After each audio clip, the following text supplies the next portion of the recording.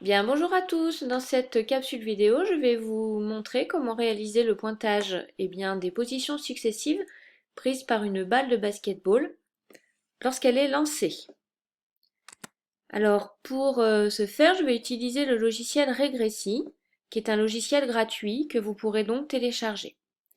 Je vais ouvrir, en effectuant les commandes fichier nouveau vidéo, la vidéo qui a été réalisée en point à vie. Alors cette vidéo, vous pouvez constater, a été faite grâce à une caméra qui capture bien parallèle au plan du lancer. C'est assez difficile à réaliser, donc je vais mettre pause. Et j'avais pris soin de mettre donc un réglet de 1 mètre qui va me permettre de paramétrer mes mesures. Donc je dois indiquer au logiciel ce que vaut ce réglet pour avoir une indication sur les distances. Donc j'entre l'échelle, 1 mètre, et ensuite je vais positionner mes axes. Donc est-ce que ce choix d'axe est le plus judicieux? C'est à vous de voir. Ensuite je vais choisir la vidéo, l'image en tout cas sur ma vidéo qui va m'indiquer la position initiale de mon ballon. Et je choisis l'image lorsque le ballon est lancé. Est lancé, ce qui signifie que je ne le touche plus. C'est-à-dire, je n'exerce plus d'action de contact sur ma balle. Ainsi, la balle n'est plus soumise qu'à une seule force, c'est-à-dire son poids, vertical vers le bas. J'insiste sur la terminologie, on ne dit pas gravité, on ne dit pas force de gravité, on dit poids.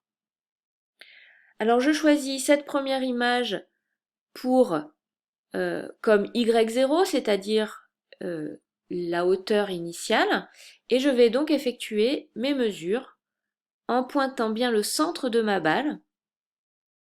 Alors vous voyez que sur ces images, on observe quand même une traînée qui est liée donc à la résolution de votre caméra. Donc je vous conseille également pour réaliser ce type de vidéo d'être dans des conditions d'éclairage optimales. Alors on voit petit à petit se dessiner le mouvement parabolique que l'on pourra donc modéliser grâce à l'outil modélisation de Regressi. Donc ici mon ballon a atteint le sol, donc j'arrête de pointer, car ensuite on a des rebonds, donc on n'est plus dans la phase de chute libre, c'est-à-dire lorsque le système n'est plus soumis qu'à une seule force, son poids. Donc je bascule les données sur le traitement, sur la page de traitement de Regressi, et donc je vois mon pointage qui ressemble bien à une parabole. Alors Regressi me permet non seulement d'afficher les coordonnées de la trajectoire, mais aussi évidemment les coordonnées temporelles. Donc je pourrais également chercher les équations horaires, en tout cas lui faire tracer par la suite. Alors pour rester à un niveau seconde, je vais demander au logiciel de me tracer les vecteurs vitesse. Ainsi, je peux constater que le vecteur vitesse diminue jusqu'à atteindre une valeur pratiquement nulle à la flèche, puis recommence à augmenter. Donc il varie.